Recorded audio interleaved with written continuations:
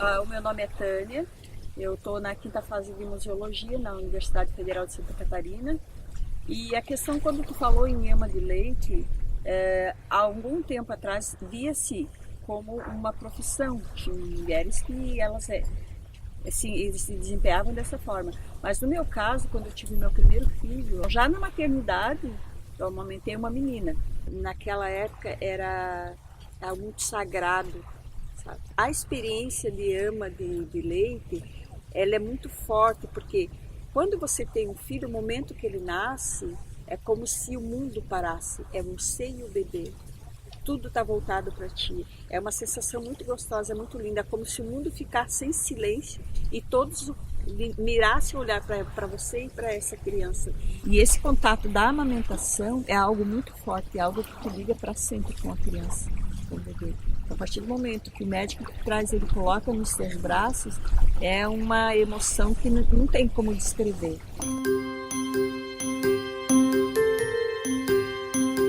Como o bairro que eu morava era um pouco afastado da cidade, então para a locomoção era bem difícil. Existia já o banco de leite, mas era um processo muito moroso, até a conseguir uma doadora, até levar para a maternidade. Então demorava muito.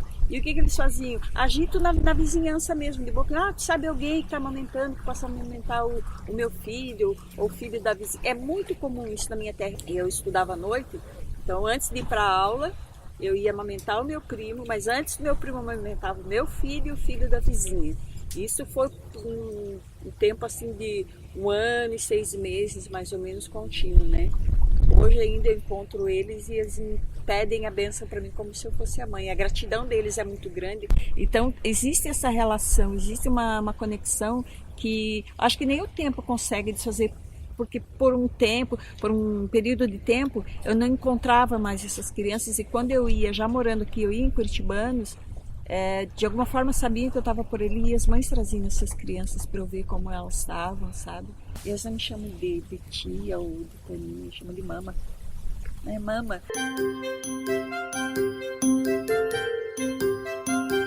E pelo que eu me lembro, o pai dele disse que já tinha algumas horas que ele chorava muito. E quando eu cheguei no quarto deles e eu coloquei o Gênesis no meu seio, ele estava com uma fome tão grande que eu não senti o Gênesis como filho da minha vizinha.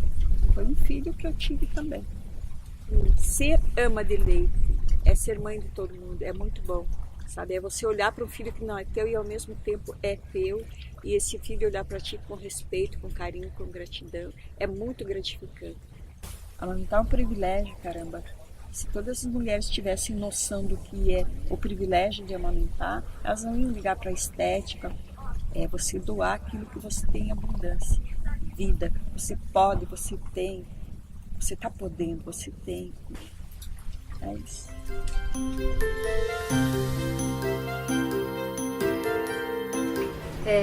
Me chamo Cibele e moro aqui na Costa da Lagoa, em Florianópolis. Ganhei os 3 aqui, né? Recebi eles aqui na Costa da Lagoa, com parteira e doula. Assim, no início a gente encontra várias dificuldades, tem que superar várias coisas. Cada uma vivencia de uma forma, né? A minha forma, meu primeiro filho foi bem difícil. Eu tive dificuldades durante 13 meses.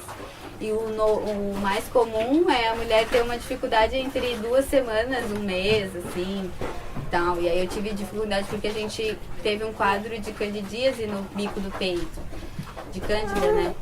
E fungo. E aí isso dificultou bastante, então eu fui em busca lá do centro do HU, de amamentação, um posto de sangue, que, né, fui ter que ir em busca dessa... E com o nenenzinho, tu sair, pegar ônibus, ir atrás disso. Eu tive que querer bastante, em vários momentos pensei, tipo, não vou conseguir amamentar, não vai dar. É um momento que tu pensa no bico também, porque como dói amamentar, tu quer amamentar o quanto precisa amamentar, não quer dar livre demanda, né? Porque a livre demanda também é um tópico assim bem pontual de uma maternidade mais consciente, né? Então esse momento que ele tá ali conectado contigo e, né, é muito prazeroso para eles. E aí eu não podia fazer porque doía, né? Horrores. Caramba. E aí tu pensa em dar o bico, uma contradição, porque tu sabe que o bico não é a melhor opção e que tu quer ir contra esses padrões que durante gerações as mães em busca de uma autonomia financeira ou de postura de mulher, como, né, que a gente está vendo muito, né, feminismo e tal, criaram, né, essas soluções, tipo, biquinho, mamadeira. E eu superei esses 3 primeiros meses lá do primeiro, né, tomei uma azulzão, né, um remedião, falei, meu Deus, porque vai pra ele, né? Tudo que a gente se alimenta é sangue, leite é sangue, né? Que se transforma.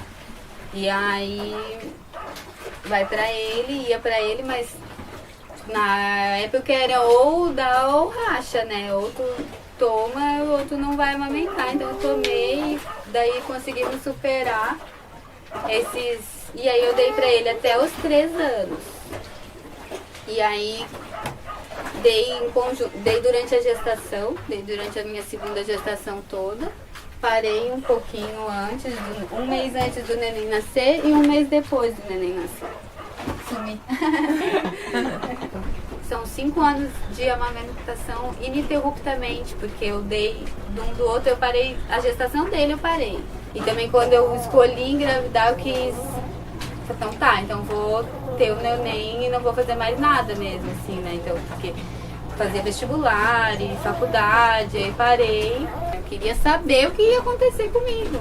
Não queria ficar à mercê de ninguém, assim, que viesse me falar ou qualquer coisa. Eu queria saber ser autônoma ali naquele momento, né? Me apropriar daquele momento, do meu corpo. Era uma coisa minha, do meu companheiro.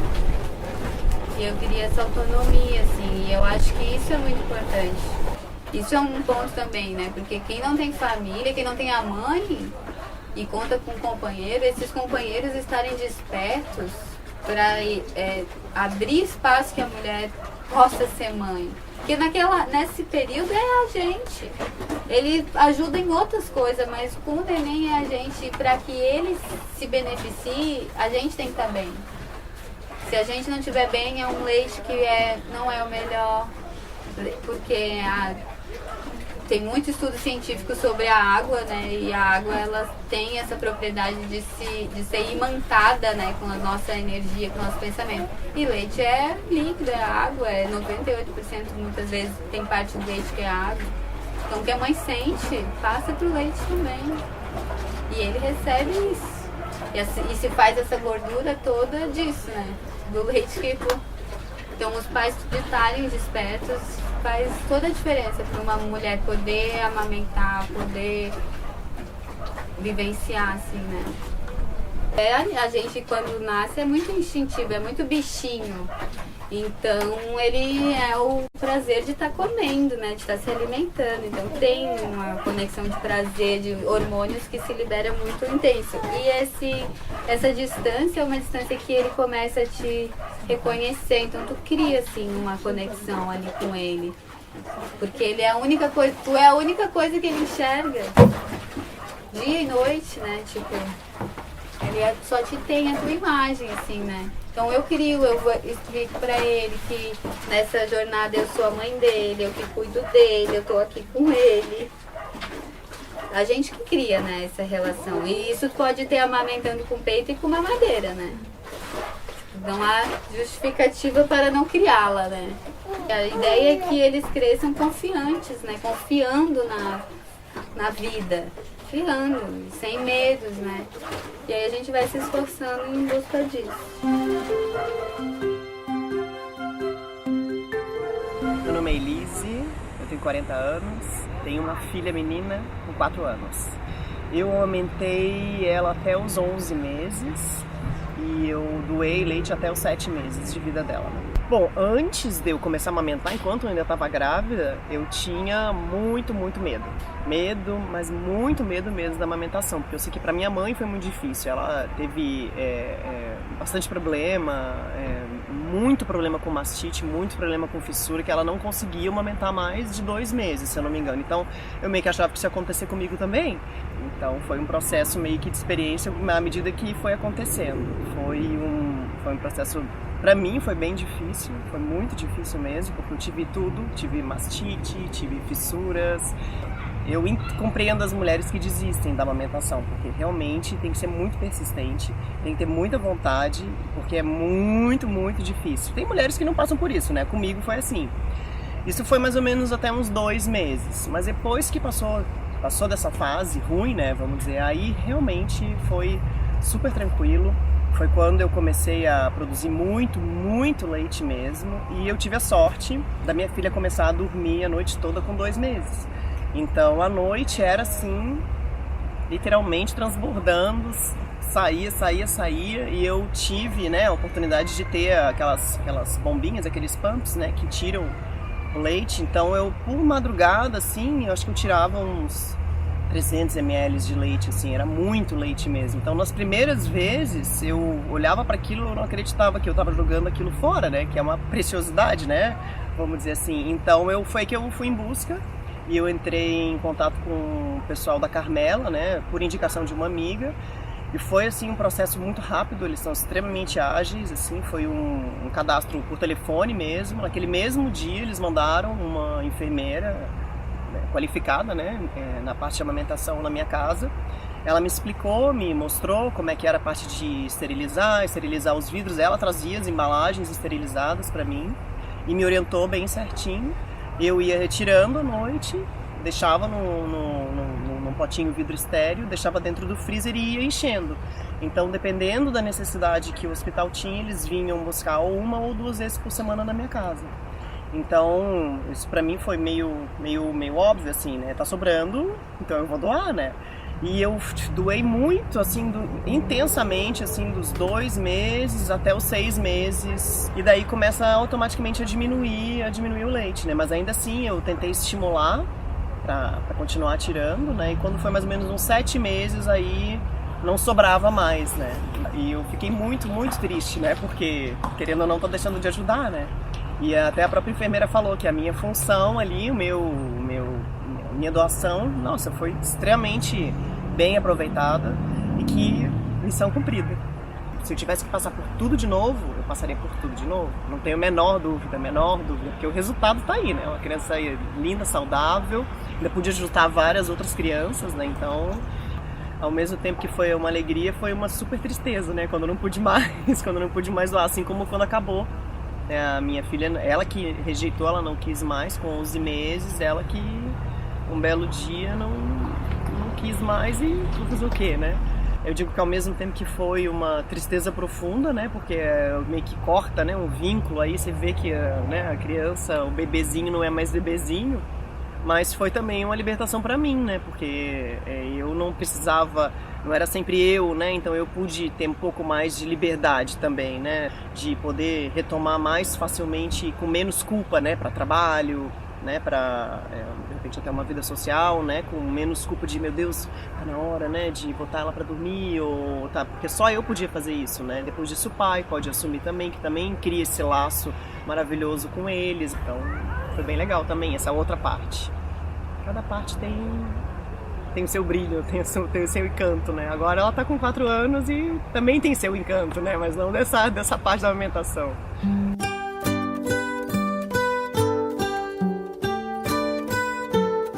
Meu nome é Elisa, é minha primeira filha.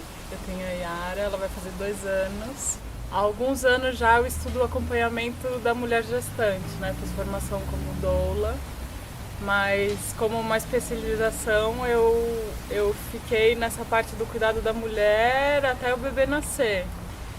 Então quando chegou a minha vez, me facilitou muito, né, ter esse conhecimento todo. No final da gestação, tiveram algumas noites mal dormidas e eu lembro que a preocupação com a amamentação acabou sendo um fator chave, assim, sabe? Aí, enfim, a Yara nasceu, foi um parto domiciliar, foi bem lindo. E aí começou o tal processo de amamentação, né?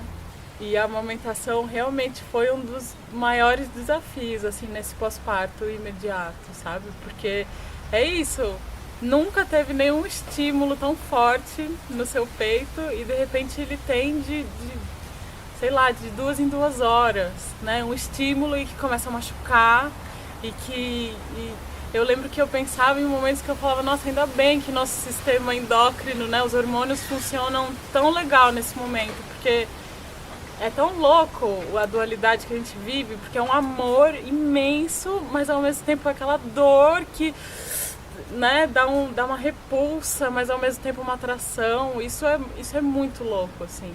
Em alguns momentos eu até pensava nas mulheres que desistem de amamentar, sabe, porque não dão conta. Porque eu via que o suporte é extremamente importante. Machucava e aí a Yara dormia. Ai, graças a Deus. Só que aí não podia ter nada, né? Sem roupa, assim, com a coisa aberta, assim, tipo, gente, tamo aí. Aí de repente acordou. Putz. Oi, mamãe, vem cá, vamos lá, dar de mamar, né? E cara, eu lembro do início dessa mamada, assim, era quase uma tortura, que você tem que respirar. Até que rolava esse estímulo hormonal, que é uma loucura, eu acostumo, parece que entra numa vibração que permite você vivenciar de uma outra forma. Eu sentia isso, sabe? Era o contato com a dor crua e que depois vinha esse aconchego, assim, olha, tem algo maior por trás dessa dor, então vale a pena você passar por isso, sabe? Aí logo a dor não existe mais, né? É você alimentando a sua cria, né? Aí beleza, vou passar pro próximo peito. O mesmo processo. Aí depois passa, e tipo, legal, beleza. Aí termina a mamada. E isso foram alguns dias, assim, até descer o leite. Aí a hora que desce o leite, você fala, gente, é outra etapa e vem outros desafios. Dona das divinas tetas. Porque aí, quando ela acordava, ou minutos antes da Yara acordar, eu lembro que meu peito já começava a encher e pingar. Nesse começo tá regular, né? Começava a pingar. Eu, nossa, Yara, e aí, vamos acordar? Ela acordava, assim, é muito legal, né? Essa coisa da amamentação também mostra como a gente tá conectada, assim, com o bebê. Porque são coisas que ela não precisa chamar pra começar a produção. Aí, em alguns momentos que empedrou, aí são dores, assim, alucinantes, né? Quando empedra, essa coisa de você se ordenhar. É isso, você é em contato com o seu corpo de uma outra forma, né? Porque até então, meus peitos, né? E de repente eles têm essa função e é quase essa vida própria, né, conectada com o bebê e pinga, né, aí você tá nessa, tá aqui e de repente começa a pingar, uou! São momentos engraçados, são momentos dolorosos, né. Uma das coisas bem difíceis desse começo é a falta de sono, né. Eu considero que eu fiquei quase 2 anos sem dormir direito.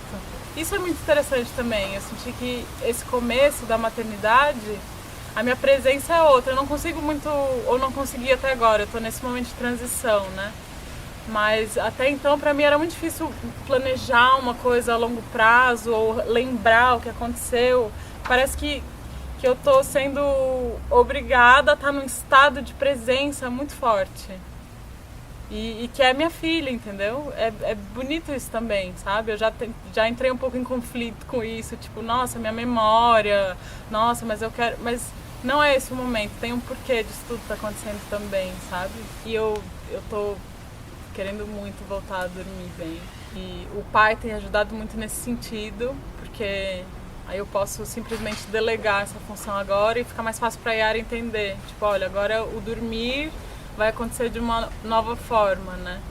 Aí devagarzinho ela tá entendendo que mamar já não é uma prioridade, sabe? Há um tempo já não é, mas agora tá mais tranquilo, assim, sabe? Até da gente conversar. Ela vem assim, mamãe, mamar.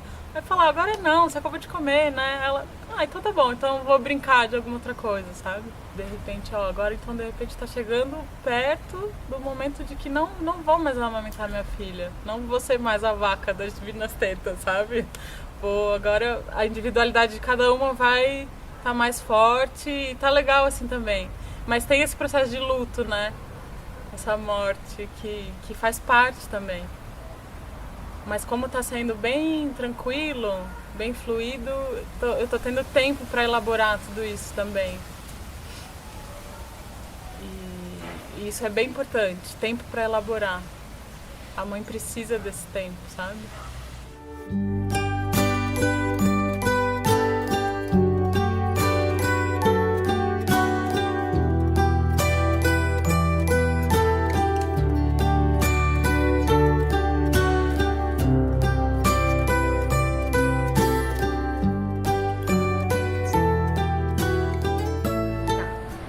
Eugênia, tenho 29 anos, eu tenho 2 filhos, o Heitor, que vai fazer 1 ano semana que vem, e o Joaquim, que tem 4 anos.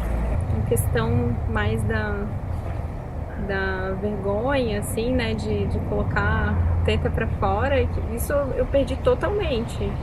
Com qualquer lugar que eu estivesse, né, no ônibus ou no ponto de táxi, ou no meio da rua, ou numa praça de alimentação, se meu filho estivesse com fome, eu tirava a teta pra fora e pronto. E é curioso, porque nesse 1 ano que eu fiquei sem amamentar, parece que essa vergonha voltou um pouco, assim, né, de esconder, de botar o sutiã, que era uma coisa que eu parei de usar quando eu amamentava, né, eu usei nas primeiras semanas, assim, porque falavam, põe o sutiã de amamentação, porque a teta vai cair, porque vai ficar... E eu não sentia vontade, eu botava uma blusa um pouco mais firme. Se eu pudesse, eu ficava sem blusa o dia todo. Tem uma coisa que eu não sabia quando o Joaquim nasceu, é que o leite ia descer só 3 dias depois. Eu não sabia desse que primeiro, claro, o colosso, eu imaginava, não, primeiro o leite é um colosso, mas eu imaginava assim, né, a primeira hora, não que o leite... Aí eu ficava assim, meu Deus, mas o meu leite, eu não tenho leite, e agora ele mama o quê? Né? E aí uma consultora de amamentação no hospital foi maravilhosa, assim, ela me explicou, a enfermeira também. Não, eu não sei, né, na primeira gravidez eu também não tive o apoio, assim, de uma doula, eu não busquei, na verdade. Então algumas informações eu realmente não tive acesso, assim, né? E muitas mulheres amigas, enfim, que tiveram bebê, ficaram nessa de quando nasceu, de porque eu não tenho leite, eu aperto, não sai. A gente pensa que vai jorrar leite, né? É muito pouquinho que sai, eles ficam horas, 40 minutos, né? Mamando para, assim, uma colherinha de sopa. Mas é na quantidade que é necessária, né? Uma mãe de gêmeos, ela vai produzir o suficiente para os seus gêmeos, né? Então, assim, eu acho que tem muita coisa... Que não é dita, assim, né, e que às vezes desestimula a mulher, a mãe, né, a amamentar. E eu conheço, assim, de primas, amigas, enfim, que acabaram desistindo, talvez faltou um pouco de apoio e informação para passar por isso e continuar amamentando, né. Então tá ali, o médico qualquer fala que, então dá a mamadeira e... né, porque teu filho tá com fome, ele não tá engordando, né, teu leite é fraco, ou, né, assim como não só na amamentação, né, a gente vive todo um processo antes de gestação que a gente tem que vencer, assim, para conseguir parir, né, porque a todo momento a gente é colocado em xeque a nossa capacidade de parir e depois que nascem a nossa capacidade de amamentar, né? Uma pessoa que também me visitou no hospital, assim, na primeira hora que o meu filho tinha nascido, foi muito inconveniente, né? Ela veio e falou assim, o peito não é feito pra amamentar. Eu fiquei assim, mas nós somos mamíferos, assim, a função, né, da fêmea, do mamilo, da fêmea, da mama é amamentar a cria. Eu acho que ela, né, se confundiu, né? Eu acho, quero acreditar nisso. Talvez que a gente não esteja preparada, né, porque cada vez mais a gente está distante do que é mais natural, né, de parir naturalmente, de amamentar naturalmente, de alimentar naturalmente, né. Então, eu acho que essa distância que às vezes deixa a gente numa escuridão, né? E a gente às vezes pode se sentir incapaz de amamentar, mas tá tudo tão aqui, é só a gente se conectar com a gente mesmo. E isso tudo é muito muito bicho-homem, né? Como a gente é bicho, né? Não, não, não, não, não. Mamão, fala mamão.